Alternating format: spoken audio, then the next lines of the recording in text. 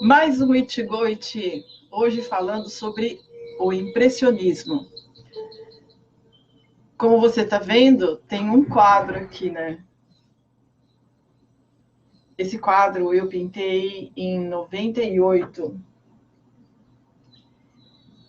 E o impressionismo, ele entrou na minha vida quando eu tinha 18 anos. 17 para 18 anos. Bom, vamos começar do começo. Eu tinha 9 anos, tinha uma menina na minha classe, uma japonesinha, que desenhava muito bem. Ela era uma mangaka virtuosa aos 9 anos. Isso não é impressão de menina, não. Realmente, ela desenhava muito bem. E eu sempre tive muita consciência das coisas que aconteciam à minha volta. Não é uma coisa de, porque você era pequena, gostava dos desenhos dela, mas ela tinha desenho de criança. Não, ela não tinha, porque eu guardei desenhos dela, que ela desenhou para mim. E na fase adulta, você observava ainda com mais critério e via que os desenhos dela realmente não eram desenhos de uma menina de 9 anos. Mas seja lá como for, eu encarei aquilo como um desafio, porque quando eu vi o trabalho dela e fui desenhar, eu descobri que eu não fazia uma linha reta. E aquilo me deixou assim muito intrigada, né? Porque eu falei, como? Né? Se ela tem tudo que eu tenho, ela tem 2 olhos, ela tem um nariz, ela tem ouvido, né? Tem boca, ela fala, ela come, ela desenha e eu não. Então ela tem tudo que eu tenho, mas ela desenha e eu não. Por que eu não desenho? Então, eu já falei isso em alguns outros Itigo e Itie que nós tivemos.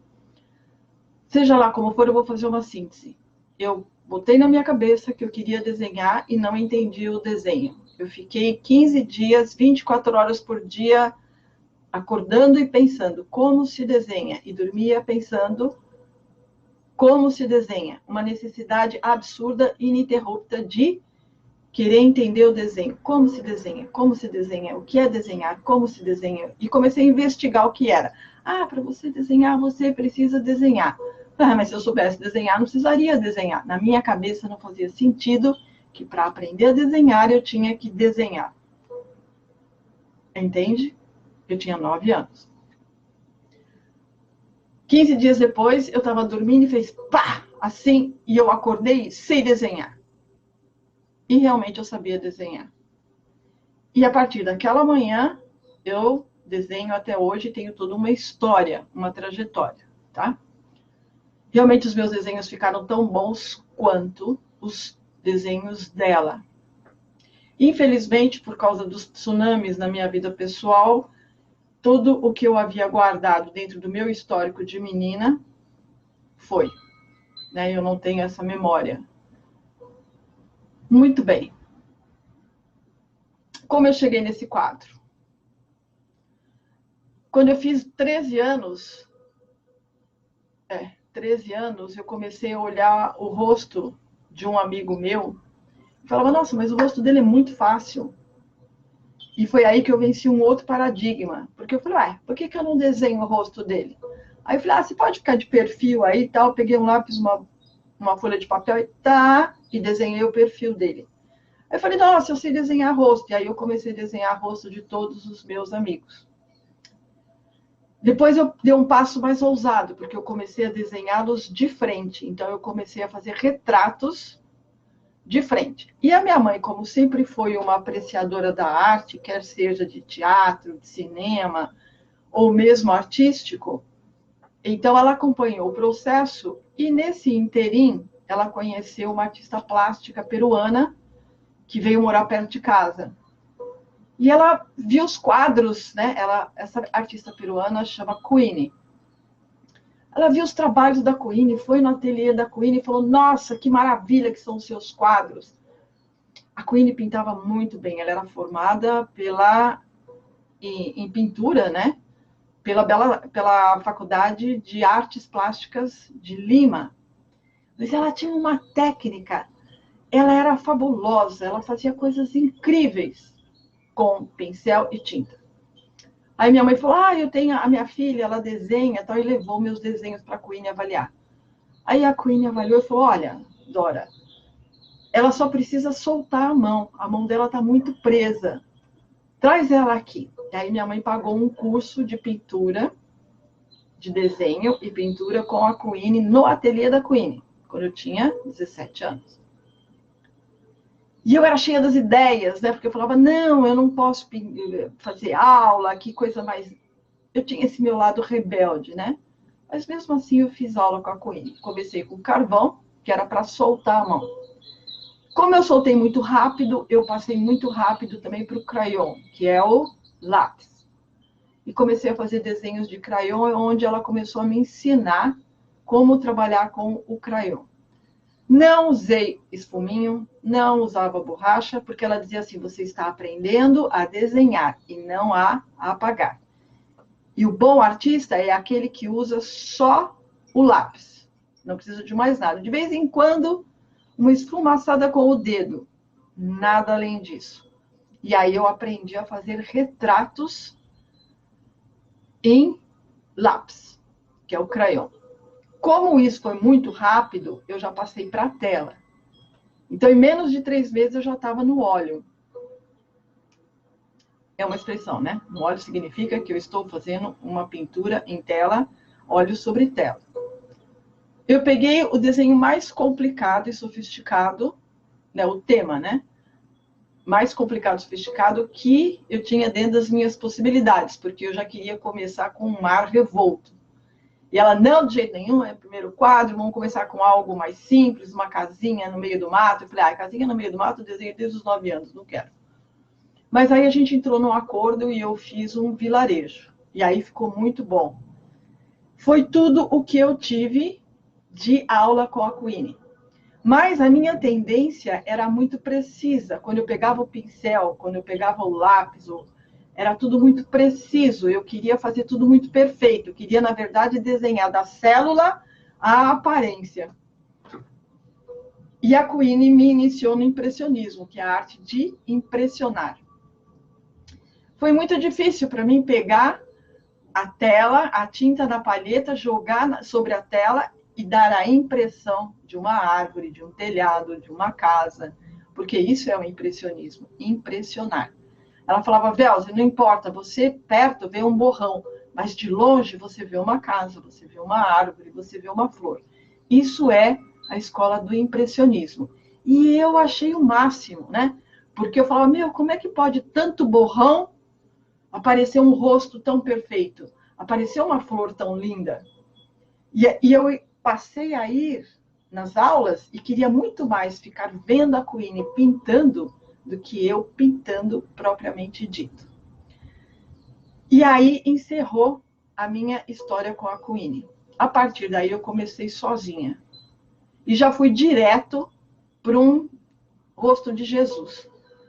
Mas aquele rosto de Jesus foi um cartão que eu recebi de um banco de boas festas. E eu olhei e achei aquele quadro maravilhoso. Falei, nossa, se um dia eu conseguisse pintar, eu gostaria de pintar esse quadro. E foi a primeira coisa que eu fiz depois que eu saí do ateliê da Queen. Sem a supervisão dela, sem as correções dela, e fui direto para esse quadro. Fiz uma réplica desse quadro. Depois, eu já postei ele no meu Face e vou postar de novo, para você verificar não só o primeiro quadro, como também o primeiro quadro sozinha em carreira solo, que foi um rosto de Jesus, tá? A partir desse quadro, que foi meu desafio maior, né? Tinha horas que eu achava que eu não ia conseguir, eu chorava. É aquela crise, né? De quem está criando e está enfrentando as dificuldades. Porque eu falava, eu não vou conseguir. De jeito nenhum, isso é muito difícil. Eu conseguia fazer, mas de repente eu achava que eu não ia conseguir fazer e saía. E ficava fritando nas ideias, sabe? As minhas limitações. Eu falava, não vou conseguir, não vou conseguir. E algo vinha e falava, vou conseguir, e voltava para o quadro. Esse quadro ficou pronto em 25 de dezembro de 1972, uns 3 meses depois do meu trabalho com a Queen. Quando ele acabou, eu não conseguia mais ver o quadro, porque eu via tanta mancha, tanta impressão, que eu não conseguia ver esse quadro. Eu não sabia como ele tinha ficado pronto.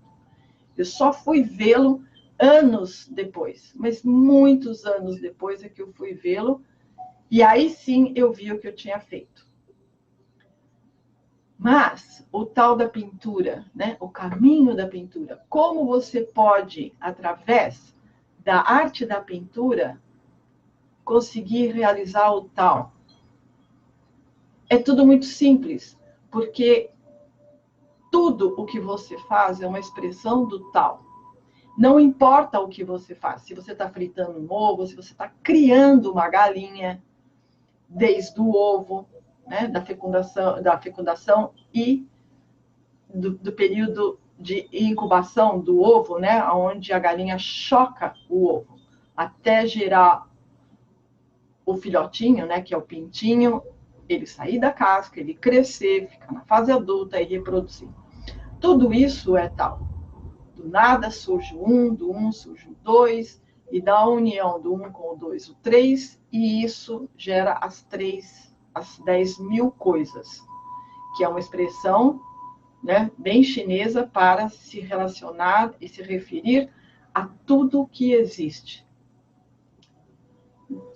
À medida que eu fui pintando, à medida que minha escala, né, de entendimento e crescimento artístico foi evoluindo, eu cheguei a um ponto que eu falava assim: tudo não passa de um jogo entre claro e escuro, em diferentes expressões. E quando eu faço mutações na diferença entre, e na escala, né, entre o preto e o branco, eu posso desenvolver infinitas formas, porque tudo é um jogo de alternância. Então, eu vou da luz ao escuro, né, que é o preto, a luz, o branco, o preto, o escuro.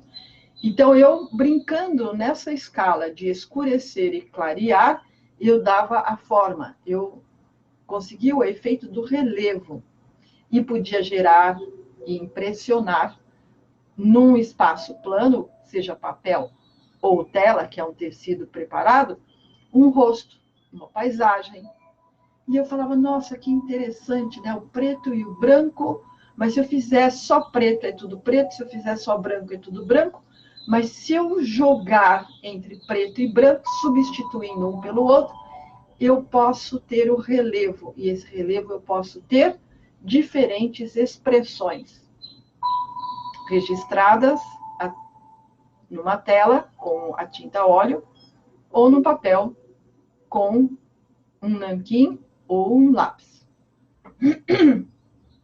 Isso é muito interessante.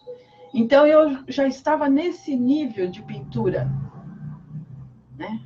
Nesse meu nível de estado meditativo profundo. Através da pintura, eu já estava compreendendo tal, só que de uma forma inconsciente.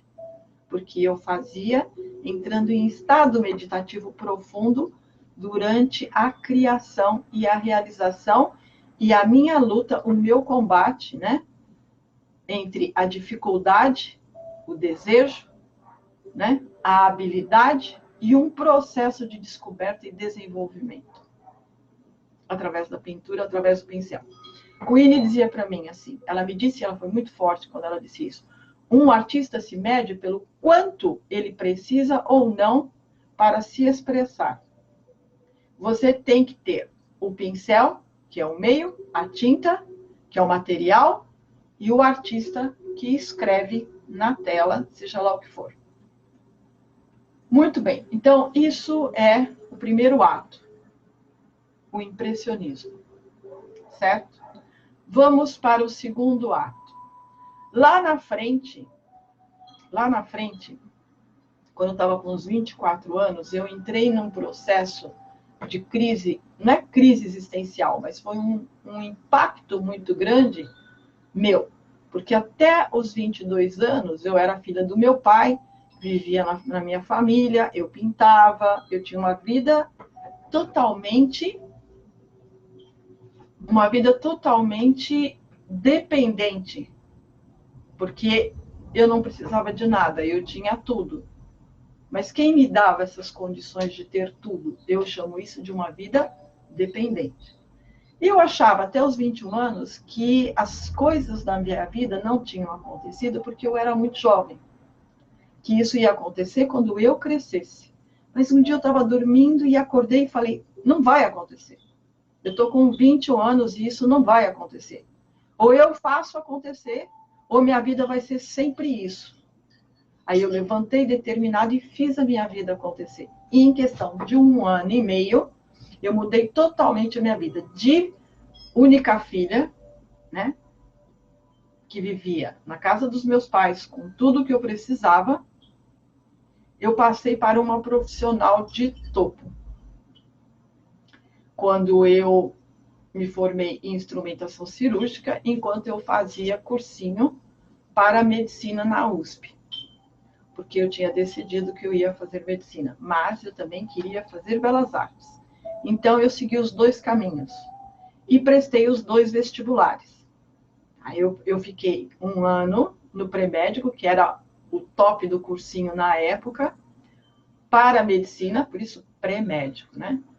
Lá eu aprendi tudo que eu precisava em 1 ano, porque eu não entrava só para saber como eu ia conseguir fazer um vestibular na FUVEST. Eu queria saber tudo, eu queria entender tudo.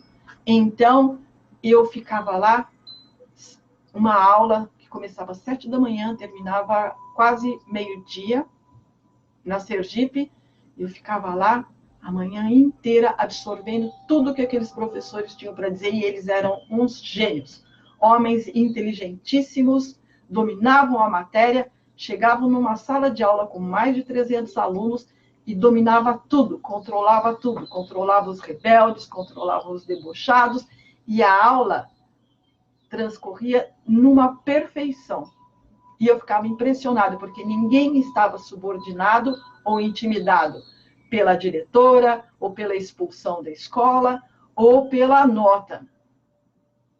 Ninguém era controlado com esses 3 terrores, né? Dos alunos que ficam submetidos, os alunos de escola fundamental pública, porque na minha época a escola fundamental pública era uma escola onde você podia aprender e sair de lá, pegar um vestibular e entrar. Não precisava nem de cursinho. Era um excelente, né? Era uma excelente formadora de vestibulandos.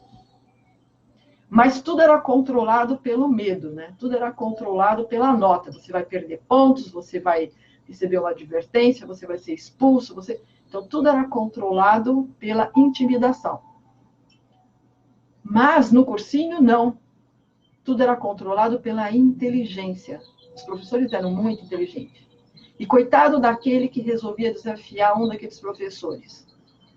Os poucos que tentavam serviam de exemplo para que os outros 299 não se atrevessem, para não passar ridículo, né? Passar por tolo. E era assim que a coisa acontecia. Fantástico, perfeito. O cursinho para mim foi maravilhoso, porque lá eu dei um salto quântico, porque ele me alimentou onde eu mais precisava, no mundo das ideias. Quando eu terminei o cursinho, eu entrei em 36º lugar na Belas Artes, em bacharelado em pintura. Medicina, eu já nem prestei. Por quê? Porque como eu entrei em bacharelado em pintura, eu falei, não. Então, enquanto eu faço bacharelado, que também é uma meta minha, porque a minha meta era fazer pós-graduação em Paris, falei, eu vou me preparando para a medicina e vou concluindo isso. Por quê? Porque junto com o vestibular, eu também tinha sido contratada por uma equipe de urologia de topo, né? Do professor Álvaro Marques Figueiredo Filho, que era o papa da urologia e continua sendo até hoje, né? Um cirurgião excepcional. Ele era um artista, um mestre dentro da cirurgia. Você não precisa conhecer cirurgia e nem fazer um doutorado, chegar ao nível de doutorado, seguir ou concluir carreira, para olhar e ver quando um cirurgião é bom ou ele é ruim. Seu coração sabe. Você olha e fala, esse cara é ruim. Você olha e fala, esse cara é muito bom. E o Álvaro era um cirurgião que teve cirurgias que, quando ele acabava, eu era impelida a aplaudi-lo pela maestria com que ele operava um bisturi, uma pinça, se posicionava dentro da sala, era um mestre. Lógico que eu não ia aplaudir no sentido literal, né? Porque é tudo com muito respeito, tudo muito sério. A gente está lidando com vida. Então, dentro de um centro cirúrgico. Mas o meu coração, a minha alma, aplaudia ele de pé. Falava, nossa, fantástico o que você fez. De tão perfeito que era o trabalho dele e a habilidade dele com o bisturi, com a tesoura. Ele era criterioso. Nossa, exatamente como eu aprecio, né? Uma pessoa que domina o que faz. Então, com isso, eu passei a ser uma profissional de top, com um salário muito alto. E isso eu abri a minha independência financeira e profissional. E me lancei à minha vida adulta. Nesse interim, eu entrei em choque aqui em algum momento que eu não conseguia entender. Não conseguia entender por que eu travei e não conseguia mais pintar. Eu tenho até umas ideias, mas num outro Itigoiti a gente pode falar sobre esse detalhe oculto. O que importa é como eu cheguei neste quadro, em 98, que foi meu primeiro quadro depois de um longo caminho de abstinência, que começou em 79 e voltou em 98. Neste período, eu fiquei incubada, eu não conseguia desenhar uma folha, nada.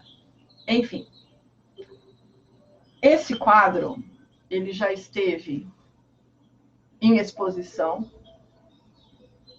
no Asia Fest, na ala da China, em 2010. Ele já esteve em exposição na ala da China,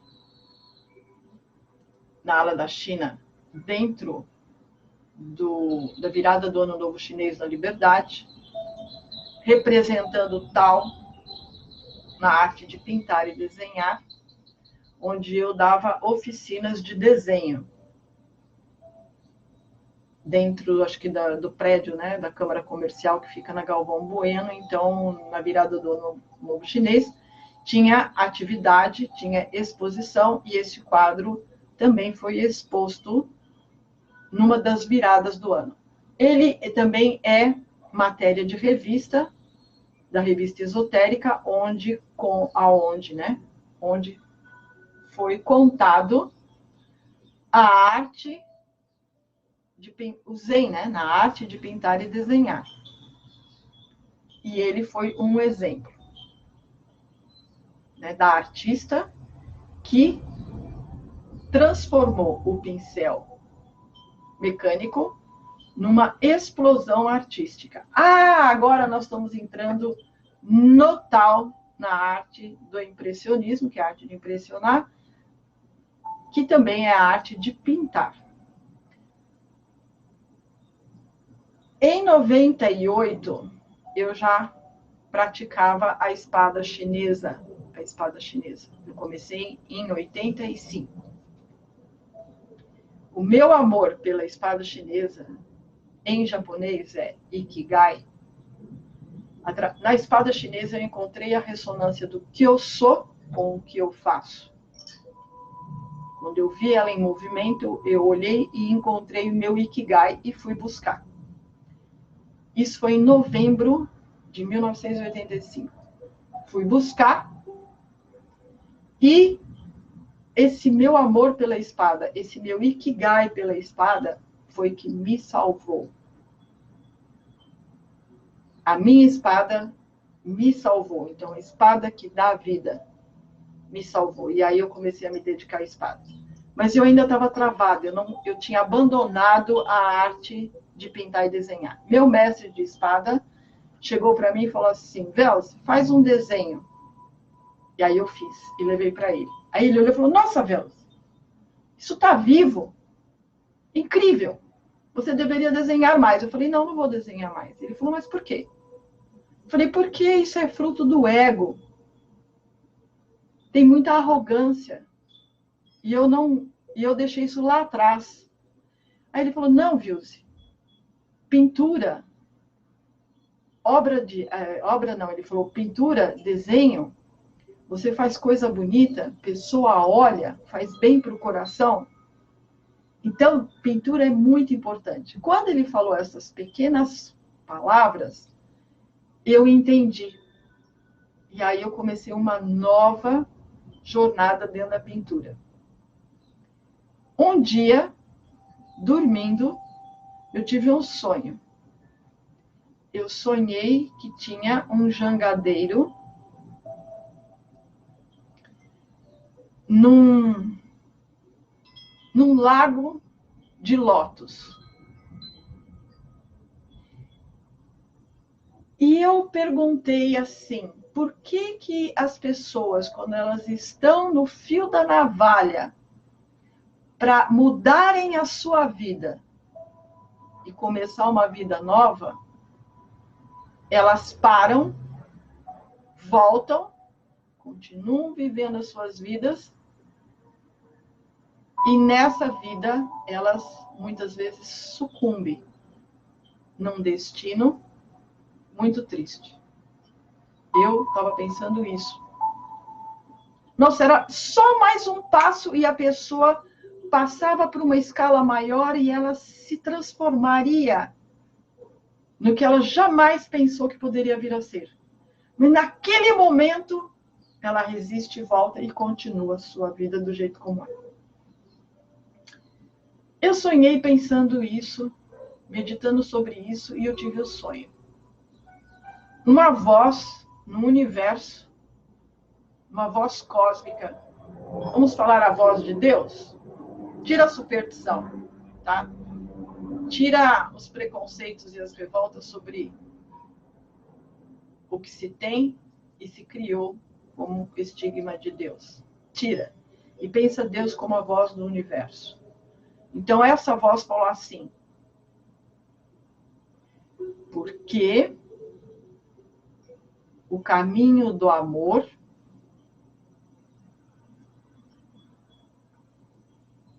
não. Vamos recapitular.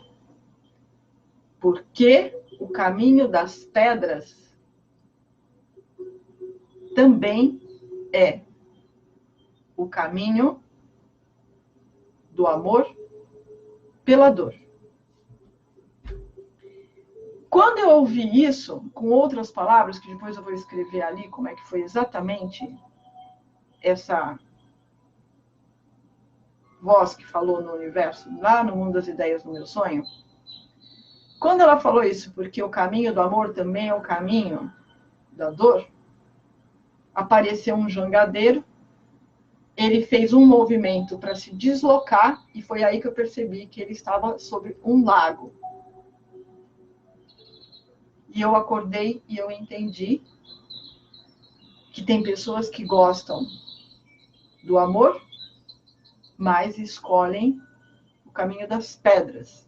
Porque o caminho das pedras também é o caminho do amor e do sofrimento. Eu entendi. E lá na frente, eu resolvi, quando eu voltei a pintar, eu resolvi registrar aquela visão que eu tive no sonho. O jangadeiro,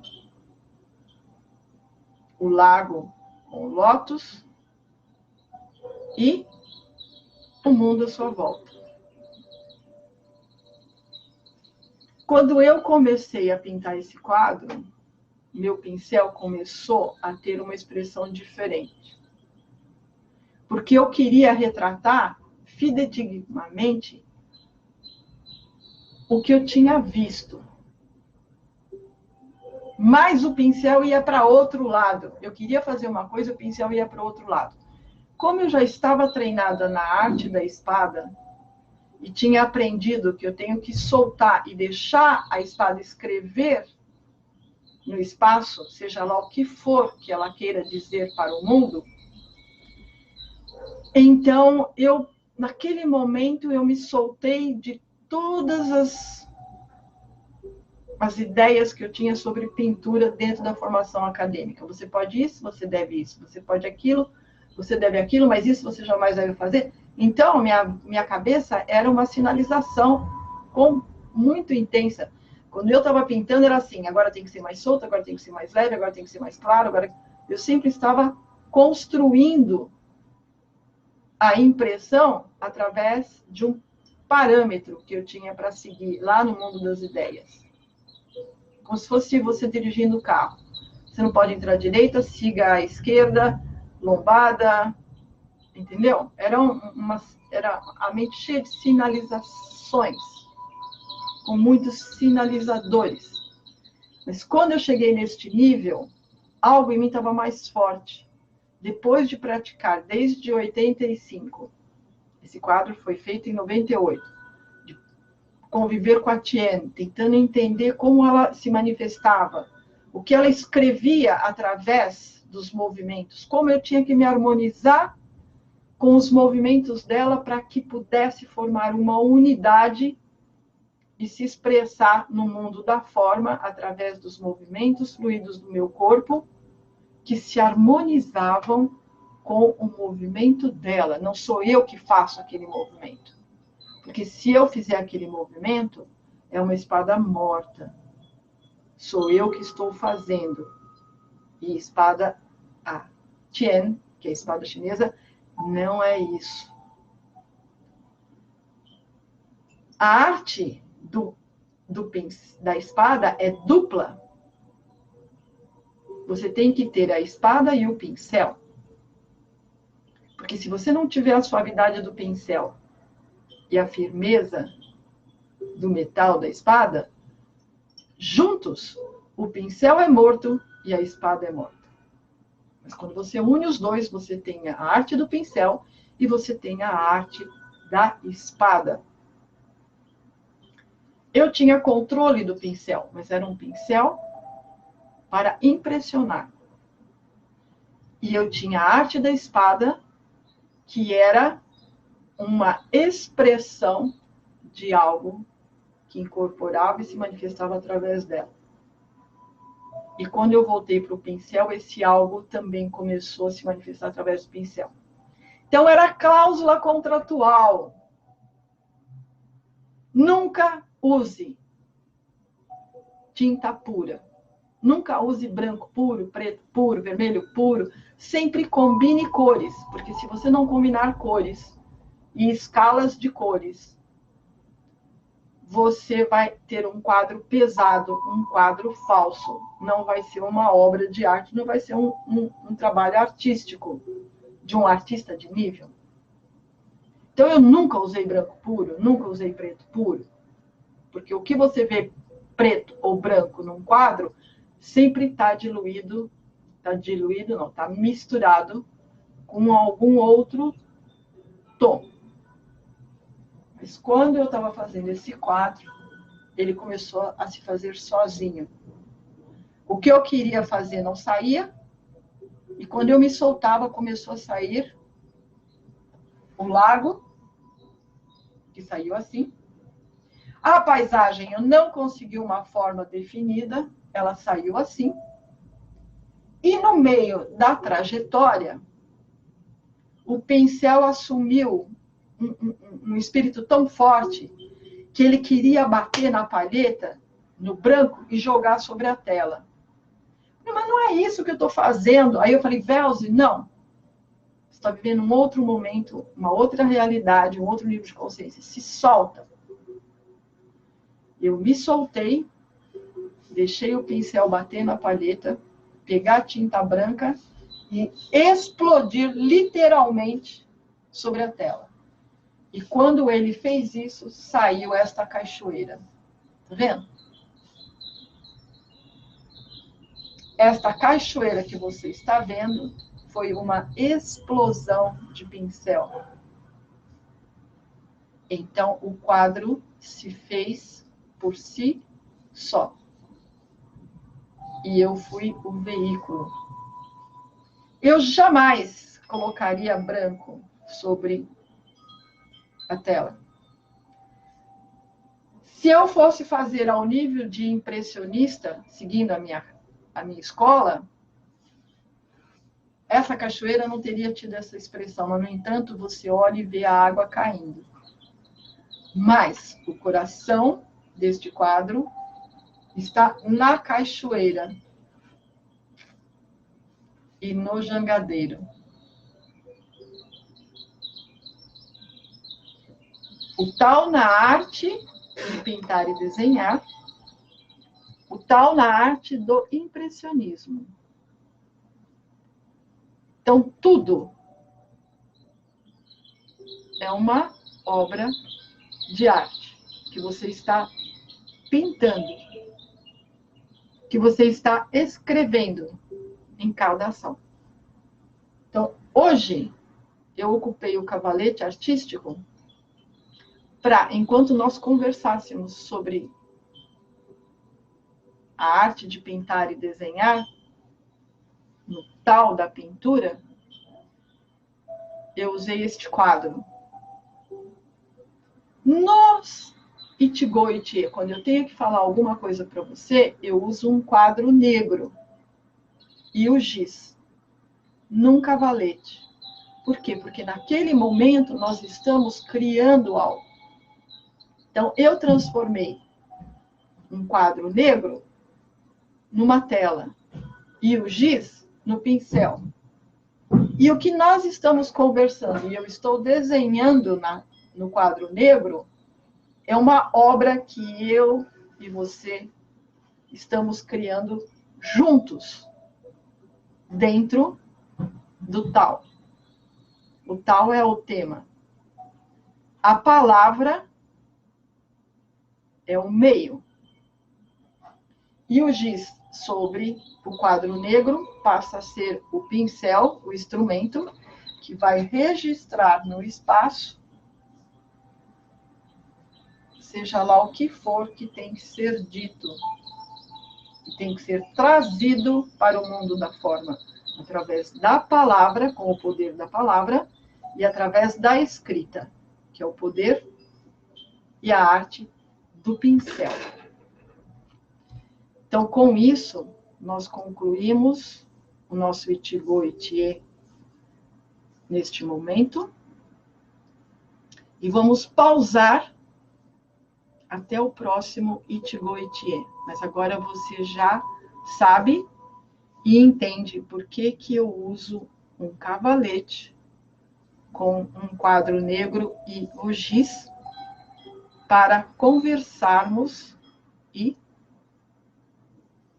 ilustrarmos a nossa conversa para facilitar o entendimento e a compreensão. Porque tudo é um quadro que está sendo pintado. Tudo é uma arte, né? De pintar e desenhar. Ok? Então, espero que tenha sido útil para você.